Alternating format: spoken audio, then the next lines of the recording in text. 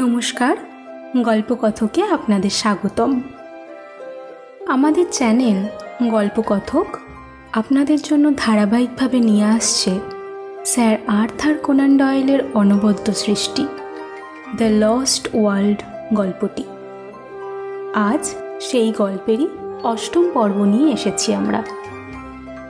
আপনাদের সকলের বোঝার সুবিধার্থে গল্পটি শুরু করার আগে খুব সংক্ষেপে আগের ঘটনা একটু বলে রাখি। সাংবাদিক ম্যালন ক্ল্যারিসের পছন্দের মানুষ হওয়ার জন্য রোমাঞ্চকর অভিযানে যেতে তৈরি হয়। খ্যাপাটে বিজ্ঞানী প্রফেসর চ্যালেঞ্জারের সাথে সাক্ষাৎ করে জানতে পারে দক্ষিণ আমেরিকার গভীর জঙ্গলে লুকিয়ে আছে এক হারানো জগৎ। কেমন সেটা জানার জন্য তৈরি হয় 4 জন সদস্যের একটি অভিযাত্রী দল। আমাজন নদীর শাখা বেয়ে তারা গিয়ে পৌঁছায় একটা মালভূমির কাছে। চ্যালেঞ্জারের মতে এটা সেই মালভূমি যার উপরে রয়েছে একটা অবিশ্বাস্য হারানো জগৎ। গাছ কেটে সেতু তৈরি করে মালভূমিতে প্রবেশ করা মাত্রই মূল স্থলভূমি থেকে তারা বিচ্ছিন্ন হয়ে পড়ে। তারপর থেকে তারা বিভিন্ন রকম প্রাগৈতিহাসিক প্রাণীর মুখোমুখি হতে থাকে। মালভূমির চারিদিকে ঘুরে দেখতে গিয়ে তারা দেখতে পেল টেরোডেক্টিলদের একটি আস্তানা। এখানে টেরোডেক্টিলদের আক্রমণের ফলে তারা নানাভাবে আঘাত পেয়ে অসুস্থ হলেন। একদিন পর রাতে তাদের ক্যাম্পে হানা দিল এক ভয়ঙ্কর প্রাণী। কোনো মতে সেই প্রাণীর হাত থেকে নিস্তার পেয়ে পরের দিন সকালে তারা বেরোলেন মালভূমি পর্যবেক্ষণ করতে, এবং সেখানে এক প্রাণীর ক্ষতবিক্ষত দেহ দেখেই প্রফেসর চ্যালেঞ্জার তৈরি হলেন কিছু বলার জন্য।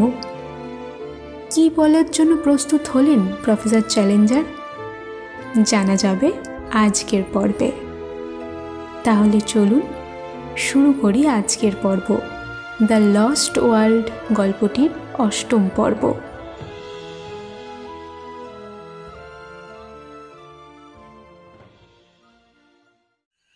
জনকে শেষ পর্যন্ত মাফ চাইতে হলো তার ক্ষুব্ধ অভিমানী ছেলে মানুষের কাছে। তার ক্ষতে প্রলেপ পড়ার পর একটা ভাঙা ডালের উপর বসে বলতে আরম্ভ করলেন চ্যালেঞ্জার, যেন 1000 ছাত্রের একটা ক্লাসে তিনি শিক্ষকতা করছেন। ওই দাগ সম্বন্ধে আমি আমার সহকর্মী বন্ধুর সঙ্গে একমত। ওটা পিচেরই ছাপ। এই মালভূমির আগ্নেয় শিলায় তৈরি। আর অ্যাসফল্ট বা পিচ এমন একটা জিনিস যার সম্পর্ক রয়েছে আগ্নেয় শক্তির সঙ্গে। এখানে কোনোখানে সম্ভবত পিচ তরল অবস্থাতেই রয়েছে, আর এই জন্তুগুলো তার সংস্পর্শে এসেই ওই দাগ সংগ্রহ করেছে। কিন্তু এর চেয়েও বড় সমস্যা হচ্ছে এখানে মাংসাশী প্রাগৈতিহাসিক দানবের অস্তিত্ব। আমরা জানি মালভূমিটা একটা মাঝারি ইংলিশ কাউন্টির চেয়ে বড় হবে না। এখানে একটা সীমাবদ্ধ এলাকায় নিচের পৃথিবীতে লোপ পাওয়া নানা জীবজন্তু পরস্পর একসাথে বাস করছে অগুন্তি বছর ধরে। এটা খুবই পরিষ্কার যে এমন পরিস্থিতিতে মাংসাশী প্রাণীগুলোর অবাধে বংশবৃদ্ধি করে এতদিনে তাদের খাবার ফুরিয়ে ফেলার কথা। হয় তাদের মাংস খাওয়ার অভ্যাস ছাড়তে হবে, আর নয়তো ক্ষুধায় মরতে হবে। কিন্তু দেখা যাচ্ছে যে তা হয়নি। এখানে প্রাকৃতিক ভারসাম্য বজায় রয়েছে। যে কারণেই হোক, এই ভয়ানক জন্তুর বংশবৃদ্ধি কিন্তু সীমিত আছে। সেই পদ্ধতিটা কি এবং কিভাবে তা কাজ করছে, এটা আমাদের খুঁজে বের করতে হবে।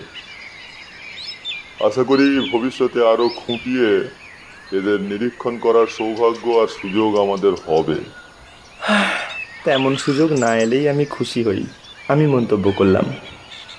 স্কুলের মাস্টার যেভাবে দুষ্টু ছেলের অপ্রাসঙ্গিক মন্তব্য এড়িয়ে যান, আমাদের প্রফেসর ঠিক সেইভাবে আমার মন্তব্যে একটু ভ্রু উঁচালেন। বললেন, প্রফেসর সামারলির হয়তো এই বিষয়ে কিছু বক্তব্য আছে। অতঃপর 2 পণ্ডিত দুর্বোধ্য বৈজ্ঞানিক আলোচনায় লিপ্ত হলেন। সেদিন সকালে আমরা মেপল হোয়াইট ল্যান্ডের একটা ছোট অংশের ম্যাপ তৈরি করলাম। টেরোড্যাক্টিলদের আস্তানাটা এড়িয়ে জলের ধারার পশ্চিম পাড়ে পূব দিকে এগোতে থাকলাম আমরা। এই দিকটায় জঙ্গল খুব ঘন, আমাদের অগ্রগতিও তাই খুব ধীরে হচ্ছিল। এই মালভূমির বিপজ্জনক দিকটা নিয়েই বেশি ভেবেছি আমরা। সেদিন আর একটা রূপ আমাদের চোখে পড়ল। সারা সকাল অসংখ্য সুন্দর ফুলের ভিতর দিয়ে হাঁটলাম। বেশিরভাগ ফুলই সাদা বা হলুদ রঙের। দুজন প্রফেসর ব্যাখ্যা করে বললেন, এই দুটোই ফুলের আদি রং। কোনো কোনো জায়গায় একেবারে ফুলে বোঝাই। ফুলের গন্ধে অদ্ভুত মাদকতা। মৌমাছি গুনগুন করে বেড়াচ্ছে বনে। অনেক গাছের ডাল ফলের ভারে নুয়ে পড়েছে, কিছু চেনা কিছু অচেনা ফল। পাখি যেগুলো ঠুকরেছে আমরা কেবল সেগুলোই সংগ্রহ করলাম, অন্যগুলো বিষাক্ত হতে পারে মনে করে এড়িয়ে গেলাম। সুস্বাদু ফলে আমাদের সঞ্চিত খাবারের পরিমাণ অনেক বেড়ে গেল। জঙ্গলে কয়েকটা পায়ে চলার পথ দেখলাম। ওগুলো জন্তু জানোয়ারের পায়ের চাপে তৈরি হয়েছে হবে হয়তো।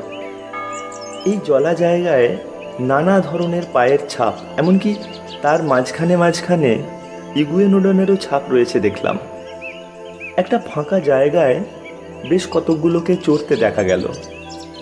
বাইনোকিউলার দিয়ে ভালো করে দেখে জন জানালেন যে ওদের সব কটারই গায়ে আলকাতরার কালো দাগ রয়েছে, কিন্তু সকালে আমরা যেটাকে দেখেছি সেটার দাগ ভিন্ন জায়গায় ছিল। এর অর্থ কিছুই বুঝলাম না আমরা। অনেক ছোট ছোট জন্তুও দেখলাম, যেমন সজারু, আঁশওয়ালা বনরুই, বাঁকা দাঁতযুক্ত বিচিত্র রঙের বুনো শুয়োর ইত্যাদি ইত্যাদি। দূরে একটা পাহাড়ের সবুজ ঢালে মেটে খয়েরি রঙের একটা জন্তুকে অত্যন্ত দ্রুত ছুটে যেতে দেখলাম।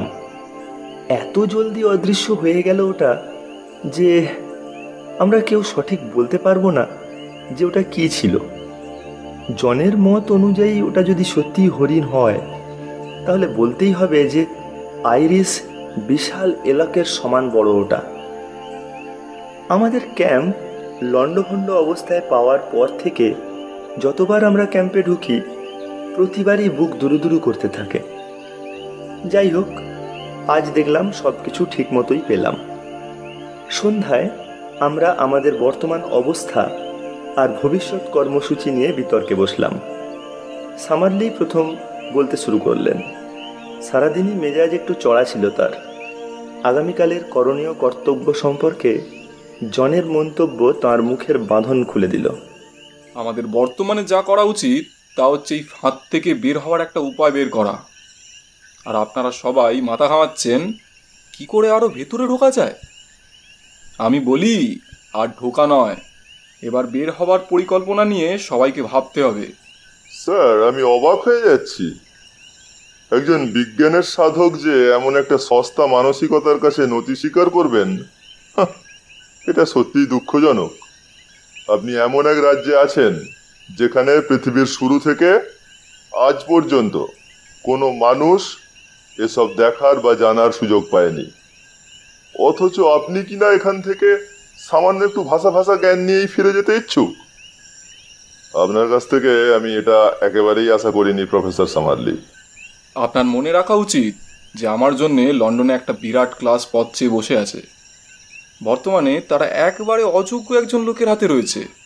অবশ্য আপনার কথা ভিন্ন, কারণ যতদূর জানি আজ পর্যন্ত এই ধরনের দায়িত্বপূর্ণ শিক্ষকতার কাজ আপনাকে দেওয়া হয়নি। ঠিকই বলেছেন। যে মাথা সর্বোচ্চ গবেষণার কাজ চালাবার ক্ষমতা রাখে তার জন্য শিক্ষকতা করে সময় নষ্ট করা মূর্খতা। এই জন্যই আমি ওই ধরনের কোনো কাজ কখনোই গ্রহণ করিনি। কোন বিশ্ববিদ্যালয় থেকে আমন্ত্রণ পেয়েছিলেন আপনি? জন তাড়াতাড়ি কথার মোড় অন্যদিকে ফেরাবার জন্য বললেন, আমি বলতে বাধ্য হচ্ছি যে এমন একটা জায়গাকে ভালোভাবে না দেখে না জেনে লন্ডনে ফেরা খুবই দুঃখজনক ব্যাপার হবে। আমি বললাম, আমি তো কখনোই অফিসে ঢুকে বুড়ো ম্যাকারডেলের সামনে দাঁড়াতে পারবো না। বিশদ সম্পূর্ণ রিপোর্ট দিতে না পারলে তিনি কোনোদিন আমাকে ক্ষমা করবেন না। তাছাড়া আমার ইচ্ছা করলেও যখন এখান থেকে নামতে পারছি না, তখন তা নিয়ে আলোচনা করে কি লাভ?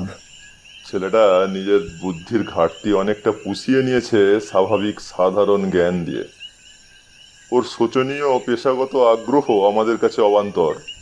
তবে একটা কথা ও ঠিকই বলেছে যে উপায় যখন নেই তখন আলাপ আলোচনা করে কোনো ফল নেই। দাঁতের ফাঁকে পাইপটা কামড়ে ধরে সামারলি বললেন, আর কোনো কিছুই করতে যাওয়াই অনর্থক। লন্ডনের জুওলজিক্যাল ইনস্টিটিউট একটা নির্দিষ্ট উদ্দেশ্যেই আমাদের এখানে পাঠিয়েছে। প্রফেসর চ্যালেঞ্জারের কথার সত্যতা নিঃসন্দেহে প্রমাণিত হয়েছে এবং সেই সাথে আমাদের কাজও শেষ হয়েছে। পুরো মালভূমির খুঁটিনাটি খতিয়ে দেখতে গেলে বিশেষ ধরনের যন্ত্রপাতি আর অনেক লোকজনের দরকার। আমরা নিজেরা যদি তা করতে যাই তাহলে ফল হবে হয়তো আমরা কেউই ফিরতে পারবো না। বিজ্ঞান জগতের একটা অপূরণীয় ক্ষতি হয়ে যাবে। আমরা সবাই যখন ওপরে ওটা অসম্ভব মনে করছিলাম তখন প্রফেসর চ্যালেঞ্জার অভিনব উপায় আমাদের ওপরে আনেন। তিনি তার বুদ্ধি আর কৌশল প্রয়োগ করে আমাদের নিচে নামার পথ দেখাবেন। এটা স্বীকার করতেই হবে যে সামারলির বক্তব্য আমার কাছে খুবই যুক্তিসঙ্গত বলে মনে হলো। এমনকি চ্যালেঞ্জারও একটু বিচলিত হলেন। যারা বিশ্বাস করেননি খবরটা তাদের কাছে না পৌঁছলে তাদের দর্প চূর্ণ হবে না। একটু দাম্ভিকভাবে চ্যালেঞ্জার বললেন, নিচে নামার সমস্যাটা প্রাথমিক দৃষ্টিতে ভীষণ বলে মনে হলেও আমার বিশ্বাস যে বুদ্ধি খাটালে একটা উপায় নিশ্চয়ই বের করা যাবে। আমার বন্ধু প্রফেসর সামারলির কথা আমি সমর্থন করছি। মেপল হোয়াইট ল্যান্ডে আমাদের দীর্ঘ সময় কাটানো বুদ্ধিমানের কাজ হবে না। তবে মোটামুটি ঘুরে না দেখে আর জায়গাটার একটা ম্যাপ না নিয়ে আমি এখান থেকে নড়তে নারাজ। নাক থেকে ঘোঁত করে একটা শব্দ বের করে অস্থিরতা প্রকাশ করলেন সামারলি। বললেন, আমরা দুদিন কাটিয়েছি অনুসন্ধান করে, কিন্তু এখানকার ভূগোল সম্বন্ধে মোটেও ধারণা হয়নি আমাদের। এই ঘন জঙ্গলের মধ্যে প্রবেশ করে অনুসন্ধান করতে চাইলে মাসের পর মাস সময় লাগবে। যদি কোনো চূড়া বা উঁচু জায়গা থেকে আমরা মালভূমিটা দেখার সুযোগ পেতাম তবে কিছুটা ধারণা পাওয়া যেত। ঠিক এই সময়ে বুদ্ধিটা আমার মাথায় এলো। জিঙ্কো গাছের গুঁড়িটাই যদি এত মোটা হয় তবে মাথায়ও নিশ্চয়ই ওটা আর সব গাছকে ছাড়িয়ে গিয়েছে। আর মালভূমিটার ধারের দিকই সবচেয়ে উঁচু। সুতরাং গাছের মাথায় উঠলে ওখান থেকে পুরো এলাকাটা দেখা যাবে। ছোটকাল থেকেই গাছে চড়ায় আমার জুড়ি ছিল না। কোনো মতে একবার প্রথম ডালটাতে উঠতে পারলে বাকিটা সরসর করে উঠে যেতে পারবো আমি। সঙ্গীরা সবাই আমার প্রস্তাব আনন্দের সাথেই গ্রহণ করলেন।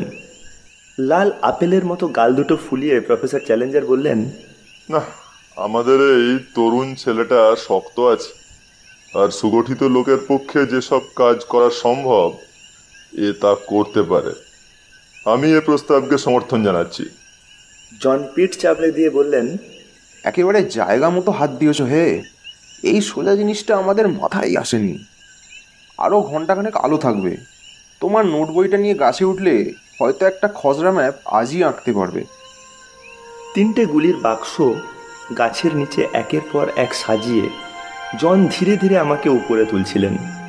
কোথা থেকে চ্যালেঞ্জার ছুটে এসে তার বিশাল হাত দিয়ে এক ধাক্কা মারলেন আমাকে।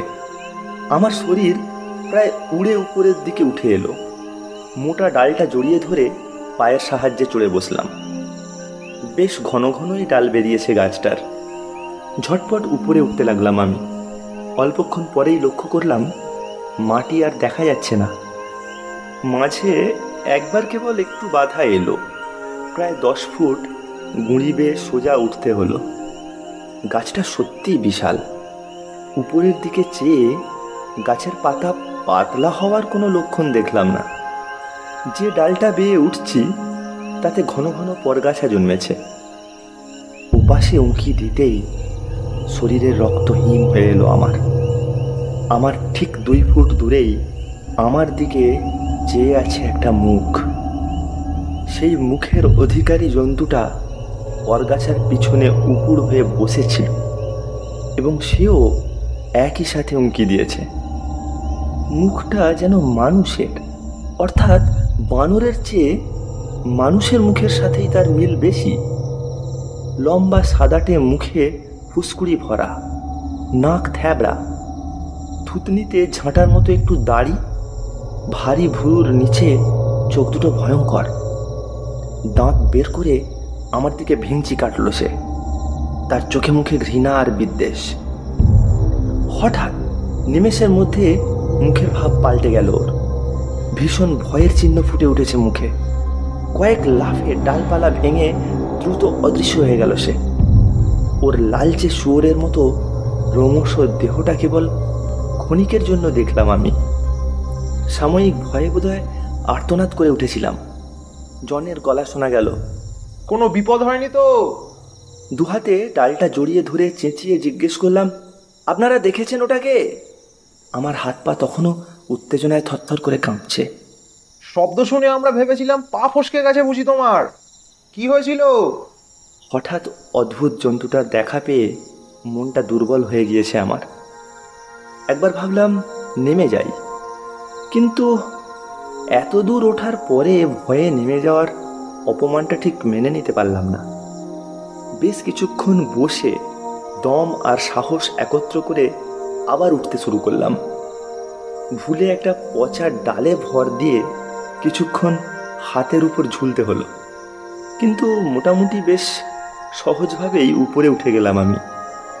মাথার উপর গাছের পাতা যখন একটু পাতলা হয়ে এসেছে, মুখে বেশ বাতাসের ঝাপটা লাগছে, তখন উপলব্ধি করলাম যে বনের অন্যান্য গাছ ছাড়িয়ে অনেক উপরে চলে এসেছি আমি। মনে মনে সংকল্প করলাম সবচেয়ে উঁচু ডালটিতে না উঠে আর আশেপাশে চাইব না। উঁচু ডালে চড়ে জমিয়ে বসলাম। আমার সামনেই আশ্চর্য দেশের অপরূপ দৃশ্য। সূর্য এখনো পশ্চিম দিগন্তের একটু উপরে রয়েছে। উজ্জ্বল পরিষ্কার বিকেল। আমার নিচে পুরো মালভূমিটাই আমি পরিষ্কার দেখতে পাচ্ছি। আকৃতি অনেকটা ডিমের মতো, প্রায় 30 মাইল লম্বা আর 20 মাইল চওড়া হবে। চারিদিক থেকে ঢালু হতে হতে মাঝখানটা নেমে গিয়েছে। ঠিক মধ্যিখানে একটা বিরাট হ্রদ, প্রায় 15 মাইল হবে ওটার পরিধি। বিকেলের আলোয় হ্রদের ধারে সবুজ নলখাগড়ার ঝালর অপূর্ব দেখাচ্ছিল। কয়েকটা হলুদ রঙের বালুচর জেগেছে জলে। লম্বা কালো কালো কতকগুলো জিনিস দেখা যাচ্ছে চরে। কুমিরের চেয়ে অনেক বড়, সরু নৌকার চেয়েও লম্বা। বাইনোকিউলার দিয়ে স্পষ্ট দেখলাম ওগুলো জীবন্ত। আমরা মালভূমির যে ধারে, সেদিক থেকে হ্রদ পর্যন্ত প্রায় 5-6 মাইল এগিয়ে গিয়েছে জঙ্গল। মাঝে মধ্যে দু একটা ফাঁকা জায়গা। আমার গাছের কাছে সেই ইগুয়েডনের মাঠটা, আর একটু সামনে গাছের ফাঁকে গোল গর্তটাই হচ্ছে সেই টেরোড্যাকটিলদের আস্তানা। আমার উল্টো দিকের চেহারা সম্পূর্ণ ভিন্ন। বাইরের দিকে ব্যাসল্টের খাড়া ধার, এদিকেও সেটা প্রসারিত হয়েছে, প্রায় 200 ফুট উঁচু হবে। নিচে ঢালু হয়ে নেমে এসেছে জঙ্গল। বাইনোকিউলারে লাল পাথরের গায়ে এক সারি কালো কালো গর্ত চোখে পড়ল। ওগুলো গুহার মুখ বলেই ধরে নিলাম। একটা গুহার মুখে কি যেন চকচক করতে দেখলাম, কিন্তু ওটা যে কি তা এত দূর থেকে ঠিক বুঝতে পারলাম না। সূর্য ডুবে যাওয়ার পরেও আমি অনেকক্ষণ ব্যস্ত রইলাম ম্যাপ আঁকার কাজে।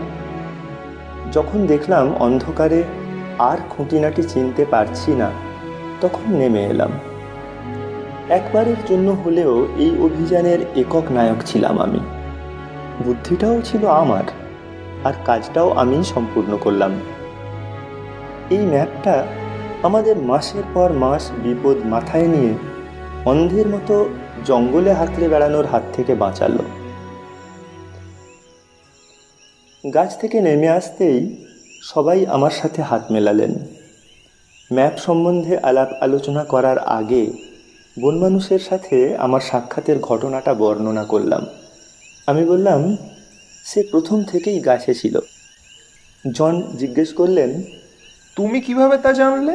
কেউ আমাদের উপর অলক্ষ্যে নজর রাখছে এমন একটা অনুভূতি সবসময়ই আমার ছিল। আমি সে কথা প্রফেসর চ্যালেঞ্জারকে বলেওছি। হ্যাঁ, আমার এই তরুণ সঙ্গী ওই ধরনের কিছু একটা বলেছিল। আমাদের সবার চেয়ে অতীন্দ্রিয় যোগাযোগটা সম্ভবত ওরই একটু বেশি প্রবল। আচ্ছা বলো তো, জন্তুটা কি তার বুড়ো আঙুল ভাঁজ করতে পারে? তুমি লক্ষ্য করেছিলে? দেখেছি, পারে না। লেজ ছিল ওর? না, পা দিয়ে ডাল আঁকড়ে ধরতে পারে? আমার মনে হয় তা পারে, নইলে এত দ্রুত অদৃশ্য হতে পারতো না সে।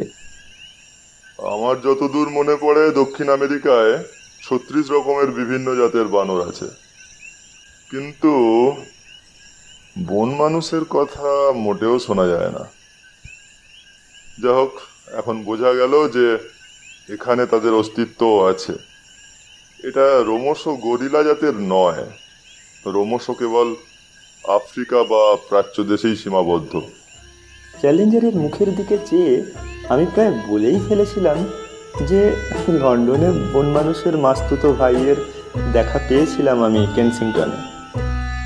চ্যালেঞ্জার বলে চললেন, আমাদের সবার সামনে এখন একটাই প্রশ্ন, তা হচ্ছে জন্তুটা কতটা মানুষের মতো আর কতটা বন মানুষের সদৃশ তা খুঁজে বের করা। এমনও হতে পারে যে একেই মূর্খটা মিসিং লিঙ্ক বা হারানো সূত্র বলছে। এই সমস্যার সমাধান আমাদের জরুরি দায়িত্ব। মোটেও নয়। মিস্টার ম্যালনের বুদ্ধি আর চেষ্টায় ম্যাপ যখন আমরা পেয়ে গেছি, তখন আমাদের প্রথম কাজ হবে এই বিদঘুটে জায়গা ত্যাগ করা। সভ্যতার মোহ, যত মোহ নয় স্যার, আমরা এখানে যা দেখছি সেটা কাগজ কলমে পৃথিবীর সবার কাছে তুলে ধরা আমাদের নৈতিক দায়িত্ব। ম্যাপটা হাতে আসার আগে সে বিষয়ে আমরা সবাই একমত হয়েছিলাম। একথা সত্য যে আমি আমাদের অভিযানের ফলাফল বন্ধুদের হাতে না পৌঁছানো পর্যন্ত স্বস্তি পাব না, কিন্তু কিভাবে যে এখান থেকে আমরা নামবো সে বিষয়ে এখনো ভাবনা চিন্তা করিনি। সমাধান করতে পারিনি এমন কোনো সমস্যা আজ পর্যন্ত পাইনি আমি। কথা দিচ্ছি, আগামীকাল থেকেই আমার উদ্ভাবনী মস্তিষ্ককে আমি কাজে লাগাবো। আমি নিচে নামার একটা উপায় খুঁজে বের করবই। আলোচনা সেখানেই শেষ হলো। সেই রাতে আমি মোমবাতির আলোয় ম্যাপ নিয়ে বসলাম। গাছের উপর থেকে যা দেখেছি সব নিখুঁতভাবে জায়গা মতো ম্যাপে বসিয়ে দিলাম। প্রফেসর চ্যালেঞ্জার তার পেন্সিল দিয়ে ম্যাপের মাঝখানের অংশ যেখানে হ্রদটা আঁকা হয়েছে এটা দেখিয়ে জিজ্ঞেস করলেন, এটার নাম কি দেব আমরা? বিষ চড়ালেন সামারলি। আপনার নামে জুড়ে দিন, আমরা কেউ আপত্তি করব না। বেশ কঠিন স্বরে জবাব দিলেন চ্যালেঞ্জার। আমার নাম কেবলমাত্র বিশেষ এবং গুরুত্বপূর্ণ স্থানের ব্যবহারের জন্য।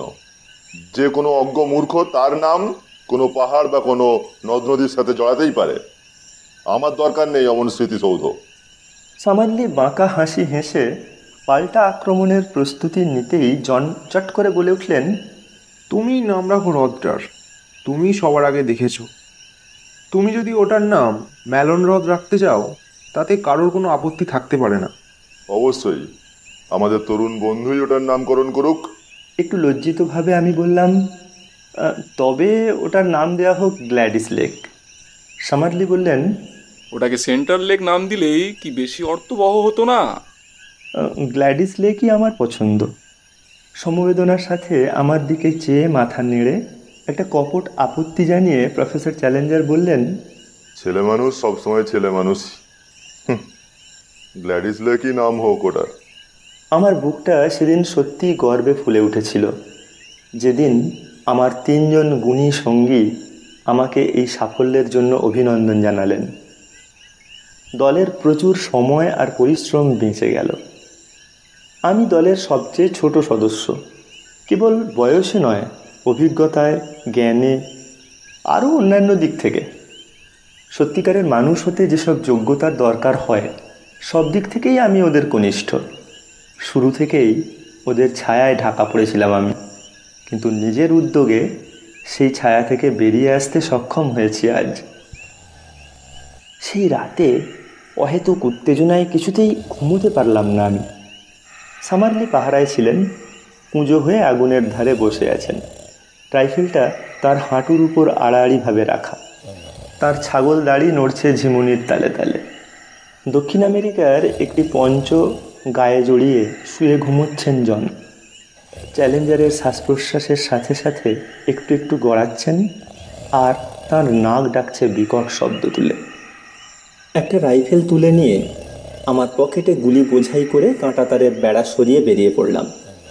বেরোবার আগে একবার পিছন ফিরে দেখলাম সামারলি ঘুমে অচেতন, নিরর্থক প্রহরী। তখনও একইভাবে একটা যন্ত্র নিয়ন্ত্রিত পুতুলের মতো নিয়মিত তালে তালে ঝিমোচ্ছেন আগুনের ধারে। 100 গজও যাইনি আমি তখনও। নিজের গোয়ার্তুনির জন্য ভীষণ অনুশোচনা হলো। আগেই বলেছি আমি খুব একটা সাহসী লোক নই, কিন্তু ভয় পেয়েছি তা স্বীকার করার ভীতি যেন আমাকে সামনে টেনে নিয়ে চলল। কিন্তু কিছু একটা না করে গোপনে ক্যাম্পে ফিরে যেতে পারলাম না। ফিরে গেলে কেউ হয়তো আমার অনুপস্থিতি টেরই পাবে না, আমার দুর্বলতার কথাও জানবে না, কিন্তু নিজের বিবেকের কাছে কি জবাব দেব আমি? আমার বর্তমান অবস্থাটা চিন্তা করে শিউরে উঠলাম। ওই অবস্থা থেকে মানে রেহাই পাওয়ার জন্য আমি পার্থিব যে কোনো কিছু হারাতে রাজি। বনের মধ্যে ভয়াবহ অবস্থা, জঙ্গল ঝোপ সবই আরও ঘন হয়েছে। চাঁদের আলো পৌঁছাচ্ছে না নিচে। মাঝে মধ্যে পাতার ফাঁক দিয়ে একটু আলোর ঝলক দেখা যায়। আকাশ তারায় ভরা, আলোর স্বল্পতা চোখে একরকম শুয়ে এলো। দেখলাম গাছের মাঝে মাঝে আঁধারের কালো সব জায়গায় একরকম নয়।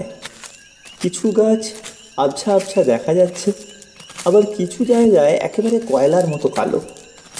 ওগুলো দেখে গা ছমছম করে উঠছে আমার। সেই ইগুয়ানোডনটার বিকট আর্তচিৎকারের কথা মনে পড়ল। জনের হাতের কাঠের আগুনে দেখা ফুসকুড়ি তোলা মুখটাও সেই সঙ্গে মনে পড়ল আমার। এই মুহূর্তে আমি দাঁড়িয়ে আছি তার শিকারের জায়গায়। যে কোনো সময়ে সে অন্ধকারের আড়াল থেকে ঝাঁপিয়ে পড়তে পারে আমার উপর। একটু থামলাম আমি। পকেট থেকে গুলি বের করে ভরার জন্য রাইফেলটা খুললাম। লিভারের ওপর হাত পড়তেই বুকটা ছ্যাঁত করে উঠল। রাইফেল নয়, ভুলে ছররা গুলির বন্দুক নিয়ে এসেছি আমি। ক্যাম্পে ফিরে যাওয়ার ইচ্ছা প্রবল হয়ে উঠল আমার। ফিরে যাওয়ার জন্য এই একটি যুক্তি যথেষ্ট, কেউ আমাকে কাপুরুষ ভাববে না। কিন্তু আবার সেই মিথ্যে গর্ব ঘিরে ধরল আমাকে। ব্যর্থ হলে চলবে না, সফল আমাকে হতেই হবে।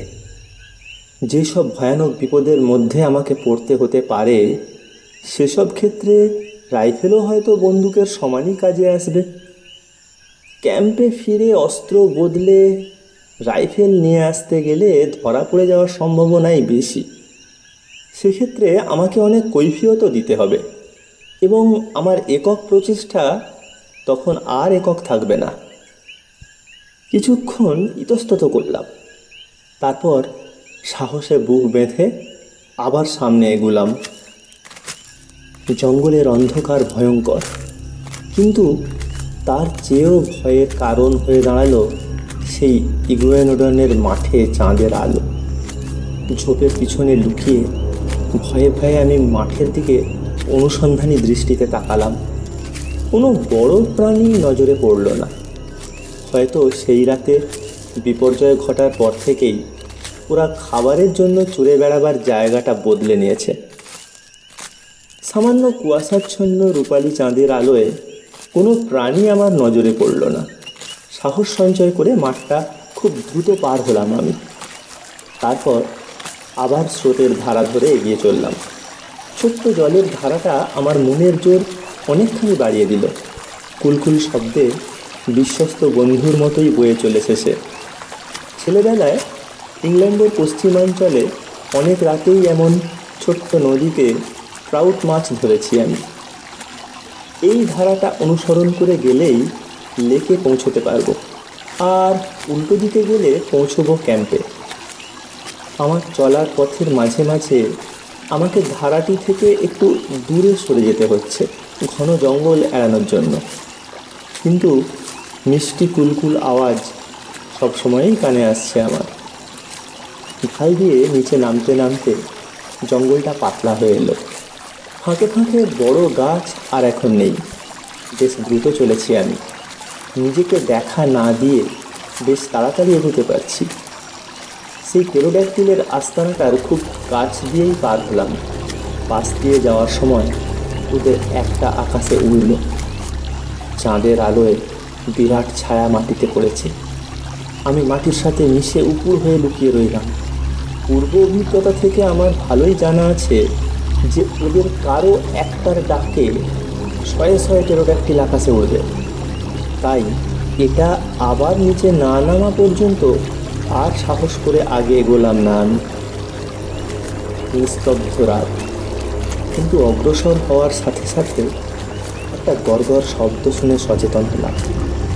একটানা একটা শব্দ আসছে আমারই একটু সামনে থেকে। একটু অগ্রসর হতেই শব্দটা আরও জোরদার হবে। স্পষ্টই বোঝা যাচ্ছে শব্দটা আমার খুব কাছ থেকে আসছে। আমি নিশ্চুপ দাঁড়িয়ে রইলাম। বুঝলাম একটা আবদ্ধ স্থান থেকে শব্দটা আসছে, অনেকটা টকবক করে জল ফোটার শব্দের মতো। অল্পক্ষণের মধ্যেই শব্দের উৎপত্তি স্থলে পৌঁছালাম আমি। ছোট একটা ফাঁকা জায়গায় একটা ছোট্ট ডোবা। ট্রাফালগার স্কোয়ারের ঝর্ণার চেয়ে বড় হবে না। কালো আলকাতরার মতো জিনিস ফুসকার মতো ফুলে উঠে শব্দ তুলে ফেলে যাচ্ছে। আশপাশের বাতাস গরম, মাটিও এমন গরম যে হাত রাখা যায় না। স্পষ্টতই বোঝা গেল যে আগ্নেয় শক্তিতে এই মালভূমির সৃষ্টি। দাপট কমলেও শক্তি এখনো পর্যন্ত ফুরিয়ে যায়নি। আমার চারপাশে কেবল কালো হয়ে যাওয়া পাথর আর লাভার স্রোতের চিহ্ন। ঘন সবুজ গাছগাছরা ঘিরে রেখেছে সেগুলোকে। কিন্তু আর বেশি সময় নেই আমার হাতে। ভোরের আগে ফিরতে হলে এখনই লেকের পথে রওনা হতে হবে। সুন্দর চাঁদের আলো ভরা রাতে আমি ফাঁকা জায়গায় গাছের ছায়ায় ছায়ায় লুকিয়ে এগুতে লাগলাম। পা টিপে টিপে চলেছি। একটু পরপরই ডালপালা ভেঙে কোনো জন্তুর চলার শব্দে থমকে দাঁড়াতে হচ্ছে। মাঝে মাঝেই এক একটা বিরাট ছায়া অস্পষ্টভাবে ভেসে উঠছে সামনে, আবার পরক্ষণেই মিলিয়ে যাচ্ছে। ওরা যেন তুলোর পায়ের ওপর ভর দিয়ে চলাফেরা করছে। শেষ পর্যন্ত সামনের খোলা জায়গায় জলের উপর চাঁদের আলোর স্পষ্ট ঝিলিক চোখে পড়ল।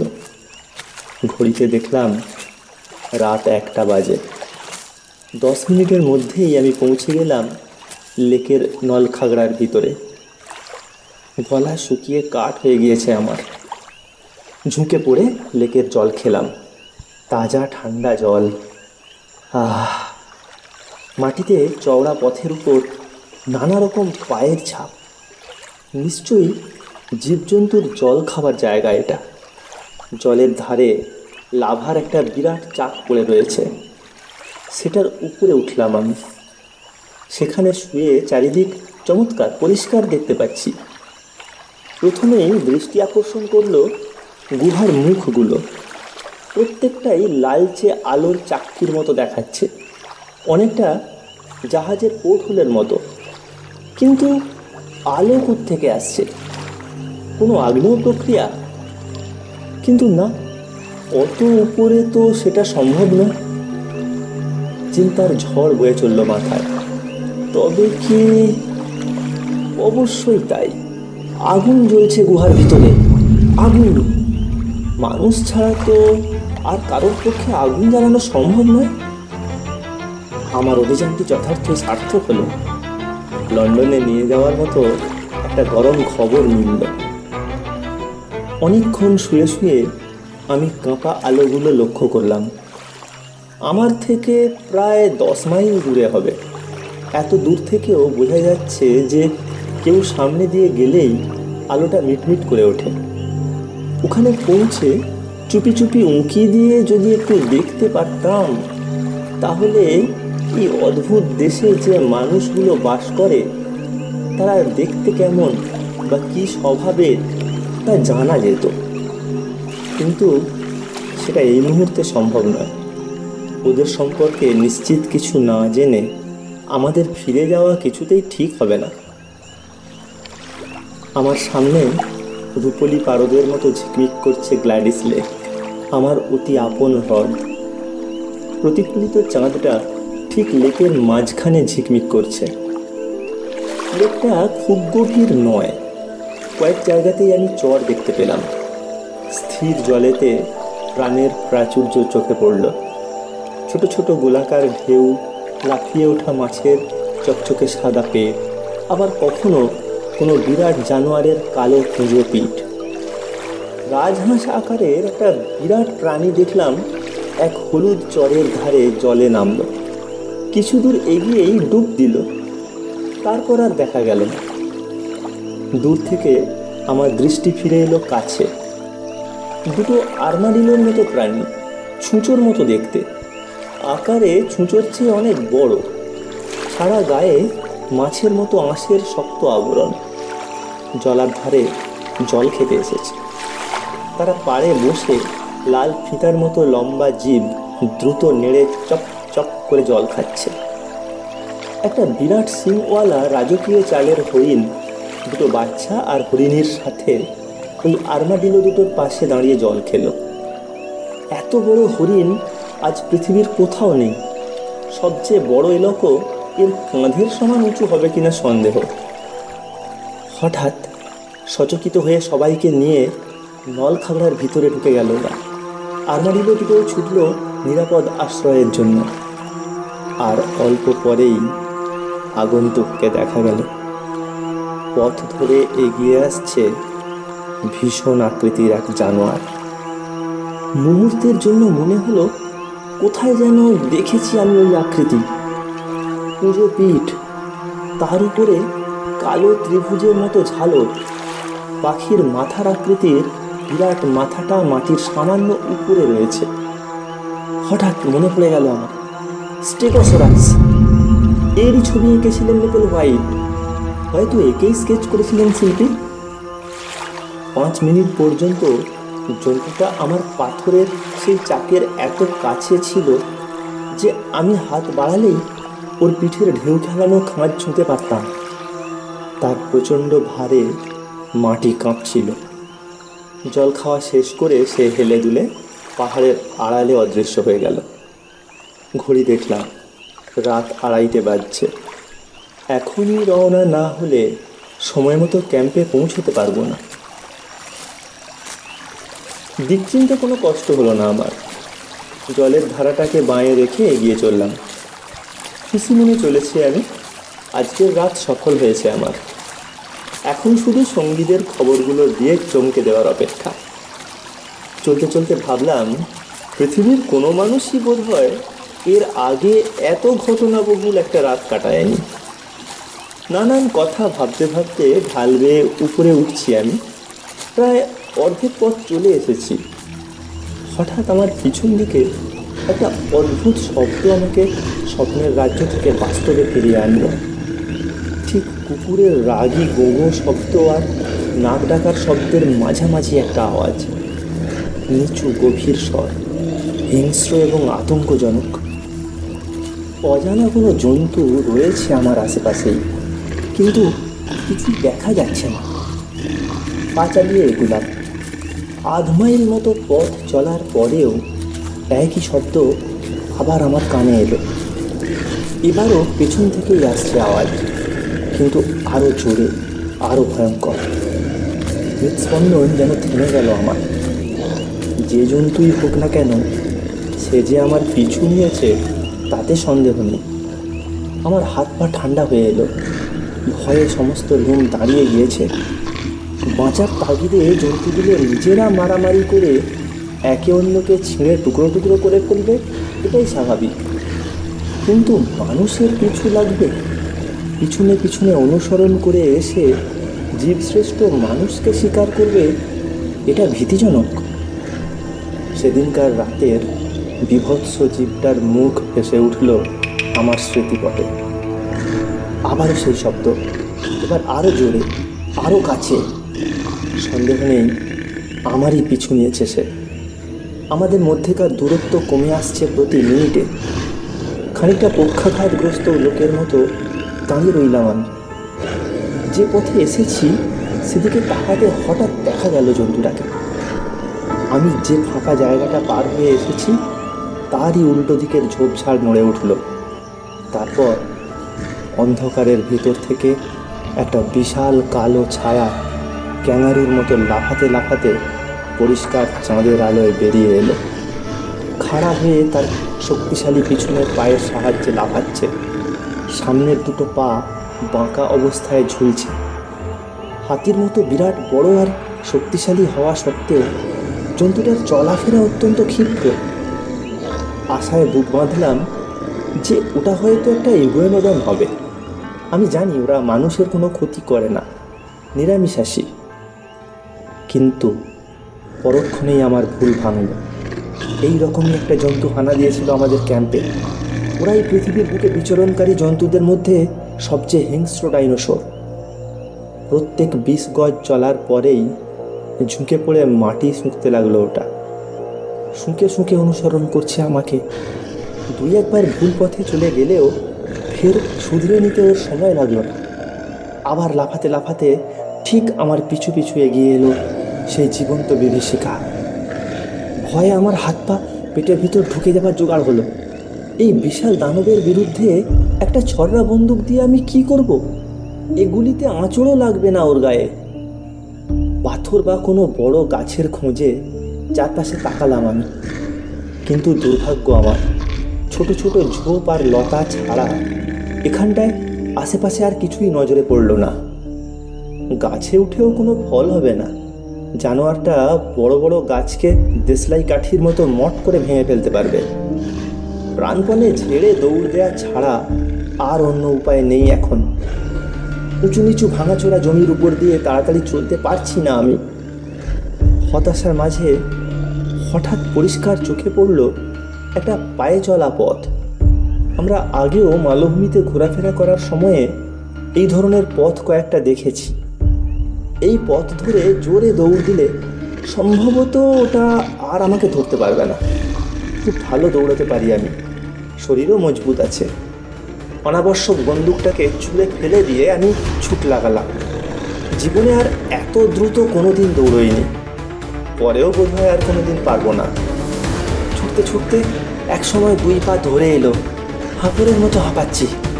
গলাটা বাতাসের অভাবে ফেটে যাবে মনে হচ্ছে, কিন্তু তবু থামলাম না। ছুটতে লাগলাম, প্রাণপণে ছুটতে লাগলাম। পিছনে আমার সাক্ষাৎ জম।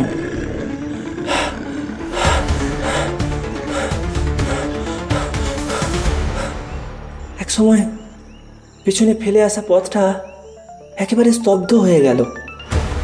আর কোনো শব্দ নেই।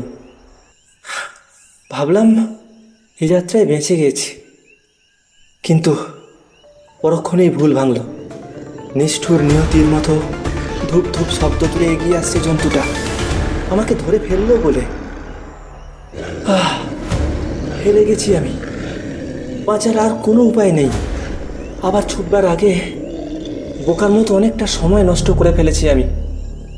এতক্ষণ জন্তুটা আমাকে অনুসরণ করছিল গন্ধ শুকে, কিন্তু এখন সে পরিষ্কার দেখতে পাচ্ছে আমাকে। বিরাট বড় বড় লাফ দিয়ে দ্রুত বেগে এগিয়ে আসছে। বাঁকটা ঘুরতেই চাঁদের আলো পড়ল তার উপর।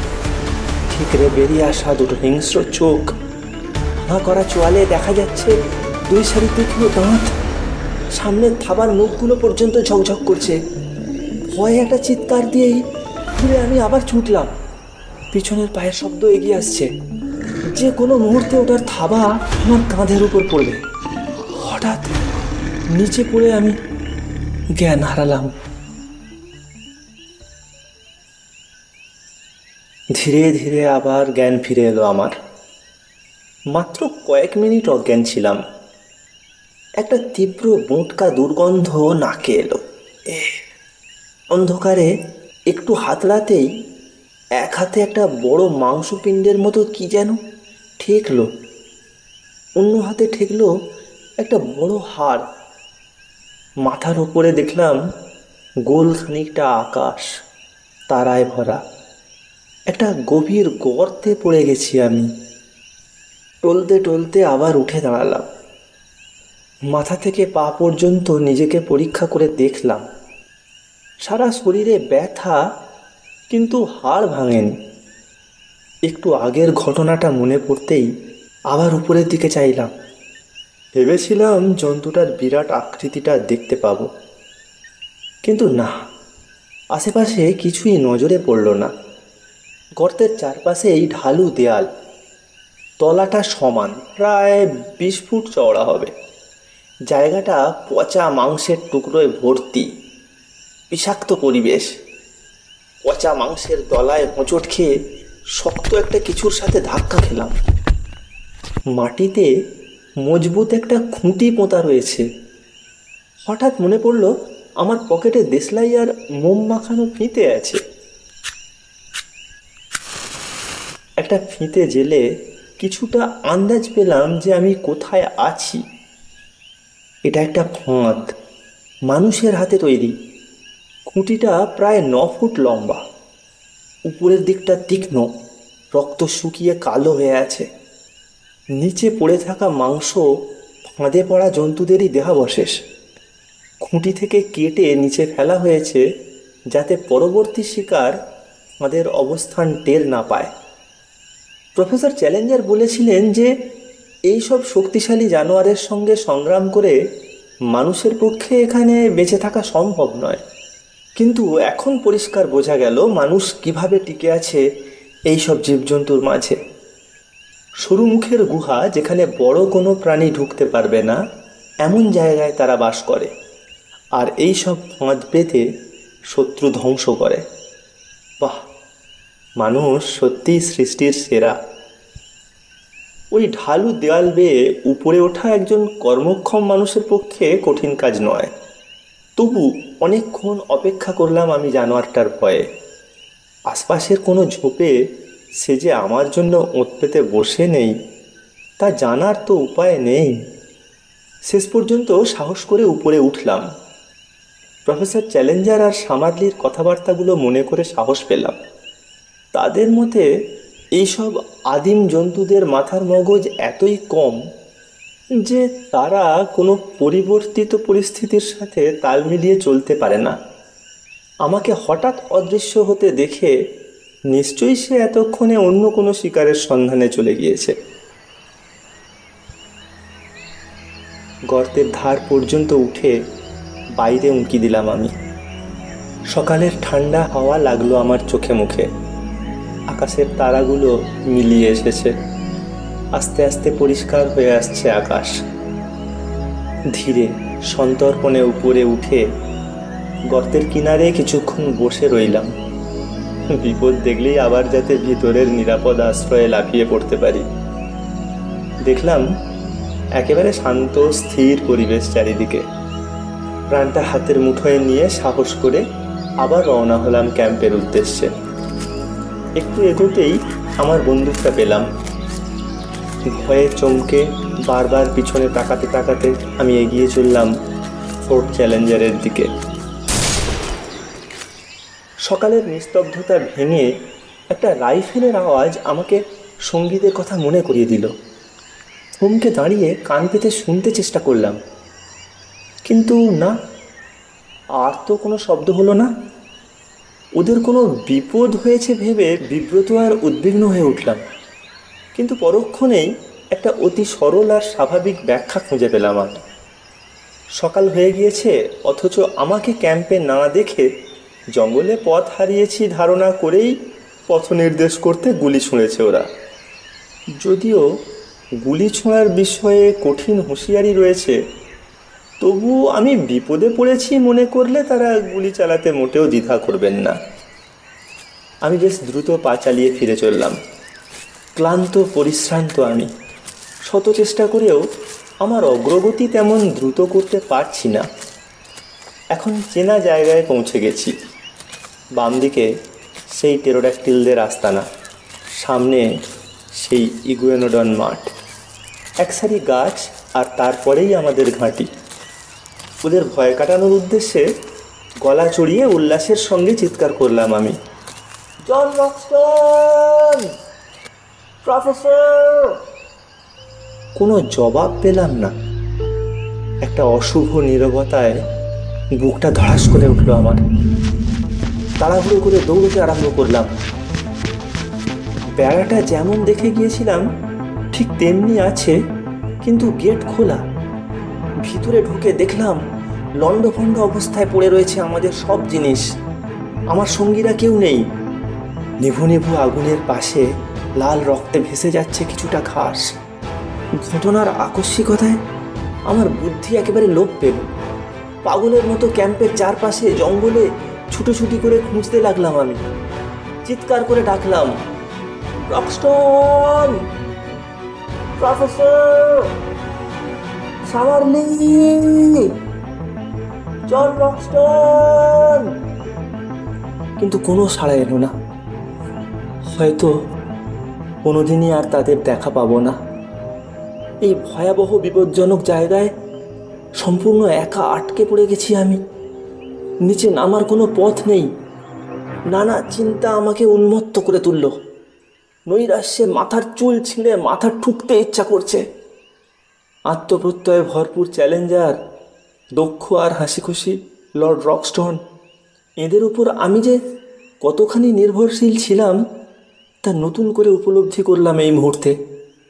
তাছাড়া তাদেরকে হারিয়ে আমি অন্ধকারে হারিয়ে যাওয়া একটা শিশুর মতো উপায়হীন, শক্তিহীন, কোনো দিশা নেই।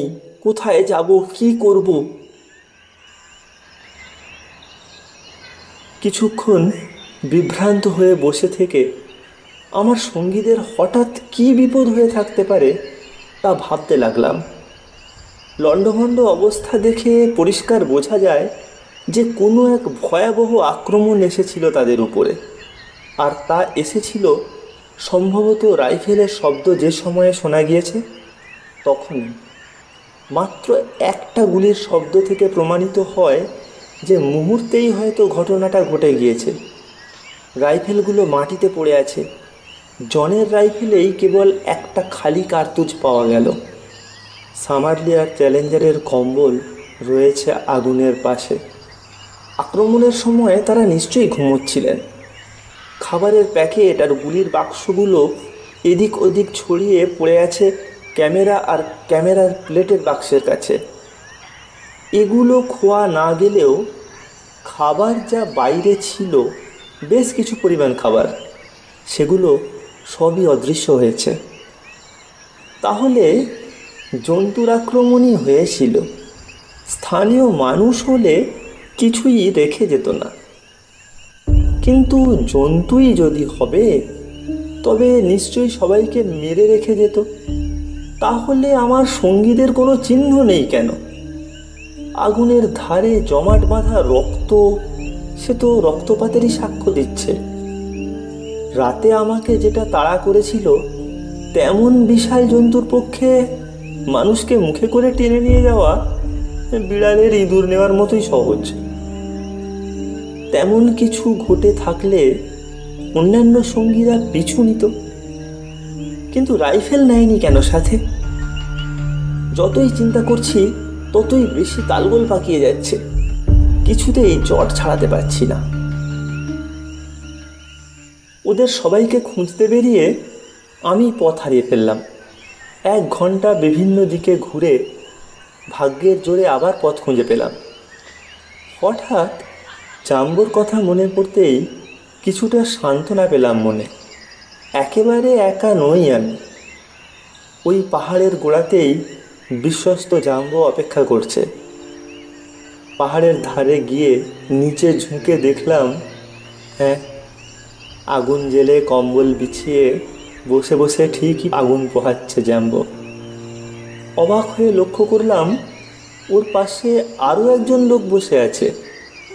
আমার সঙ্গীরা নিচে নামার পথ খুঁজে পেয়েছেন মনে করে আমি খুশি হয়ে উঠলাম, কিন্তু ভালো করে লক্ষ্য করতে ভুল ভাঙল আমার। লোকটা রেড ইন্ডিয়ান। চিৎকার করে ডেকে রুমাল নাড়লাম আমি। সাথে সাথেই উপরের দিকে চাইল জ্যাম্বো। অল্পক্ষণ পরেই ওদিকের পাহাড়ের মাথায় দেখা গেল ওকে। একেবারে কিনারায় দাঁড়িয়ে গভীর বেদনার সাথে পুরো ঘটনা শুনল সে। আজ সারাদিনে আমার বাকি অভিজ্ঞতা লিখে শেষ করতে পারবো। সন্ধ্যায় জাম্বোকে আবার উপরে আসার আদেশ দিলাম। সারাদিন একা একা চিঠি লেখার কাজেই কাটলো আমার। যে কোনো সাধারণ ব্যবসায়ী বা একজন ক্যাপ্টেনকে পৌঁছে দেওয়ার জন্য আরও একটা চিঠি লিখলাম আমি, আর তাতে রইল দড়ি এবং সাহায্য পাঠানোর অনুরোধ। সন্ধ্যায় সব কাগজপত্র ছুঁড়ে পৌঁছে দিলাম জাম্বোর কাছে, সেই সাথে আমার টাকার থলিটাও। 3টে মোহর ছিল ওতে। ওগুলো রেড ইন্ডিয়ান লোকটার পারিশ্রমিক। বলা হলো যে দড়ি নিয়ে ফিরতে পারলে এর 2 গুণ টাকা ওকে দেওয়া হবে। ঠিক সূর্যাস্তের সময়ে সেই বিষাদময় সন্ধ্যায় রেড ইন্ডিয়ান লোকটিকে দেখা গেল ওই বিশাল সমভূমিটার উপরে।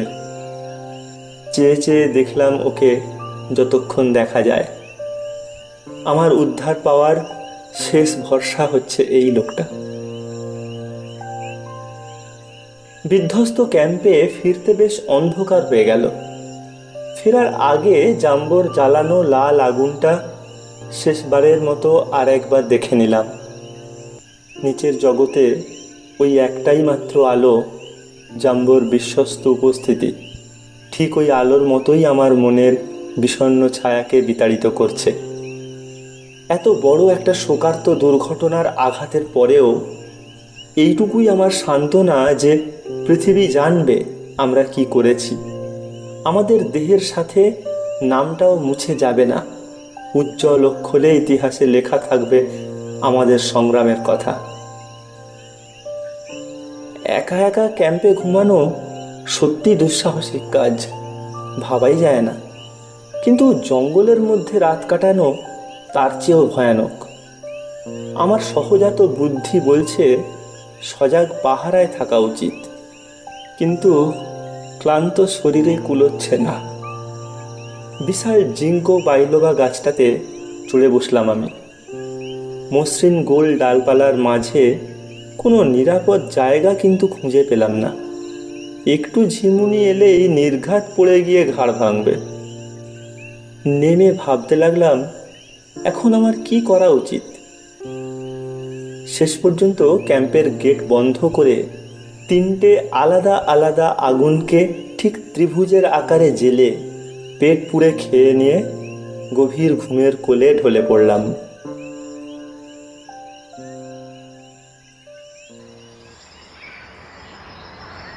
সকালে ঘুম ভাঙল কারোর হাতের ছোঁয়ায়। চোখ মেলে আনন্দে চিৎকার করে উঠলাম আমি। হাঁটু গেড়ে লর্ড জন রকস্টন বসে আছে আমার পাশে।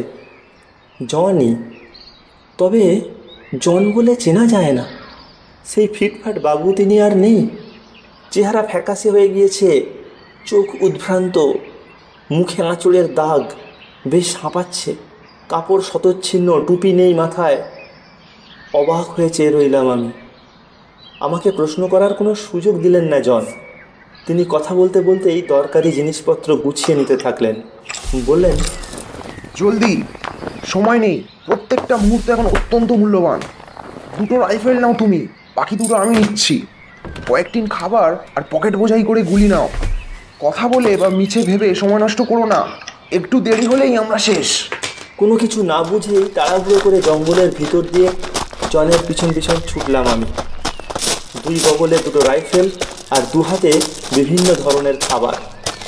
ঘন লতাপাতার ভিতর দিয়ে ছুটতে ছুটতে একটা ঝাঁকড়া ঝোপের উপর ঝাঁপিয়ে পড়ে আমাকে টেনে পাশে শুইয়ে দিলেন জন। তারপর হাঁপাতে হাঁপাতে বললেন, এবার মনে হয় আমরা নিরাপদ। ওরা অবধারিতভাবে সোজা ক্যাম্পেই খুঁজতে যাবে আমাদের। একটু দম পেতেই জিজ্ঞেস করলাম, ঘটনাটা কি? আরে প্রফেসররাই বা কোথায়, আর কারাই বা ধাওয়া করছে আমাদের? বন মানুষ, ভগবান জানেন কি নিষ্ঠুর জানোয়ার ওরা। সাবধান, ভুলেও চড়া গলায় কথা বলো না। ওরা অনেক দূর থেকে দেখতে আর শুনতে পায়, তবে ওদের নাক তেমন তীক্ষ্ণ নয়। ক্রাংশুকে খুঁজে বের করতে পারবে বলে মনে হয় না। তা তুমি কোথায় ছিলে? সংক্ষেপে আমি আমার অভিজ্ঞতা বর্ণনা করলাম। ডাইনোসরের আর গর্তের কথা শুনে জন মন্তব্য করলেন, খুব খারাপ। এই জায়গাটা ঠিক অবসর বিনোদনের উপযোগী নয়। এদের নিষ্ঠুরতা সম্পর্কে আমার কোনো ধারণাই ছিল না। একবার মানুষকে পাপুয়ানদের হাতে পড়েছিলাম আমি, কিন্তু এদের কাছে ওরা নস্যি। কি হয়েছিল আমি জানতে চাইলাম।